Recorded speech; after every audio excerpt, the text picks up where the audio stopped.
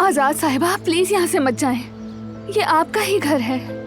किसी एक हादसे की वजह से अपने ही घर से दूर मत जाएं आप। तुम होती कौन हो मुझे नसीहत करने वाली? क्या आप अपने बेटे को इस हाल में छोड़ के जा सकेंगी? मैं तो इन्हें इस हाल पर यहाँ से छोड़कर नहीं गई।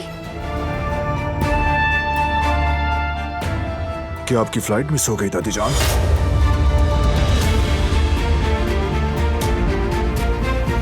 मैं नहीं गई। मैंने इन्हें रोका है। तुम होती कौन हो यहाँ के फैसले करने वाली? मैंने सोचा कि चुप! वो कहानियाँ अधूरी जो न हो सकेगी पूरी, उन्हें मैं भी क्यों सुनाऊं, उन्हें तुम भी क्यों सुनाओ।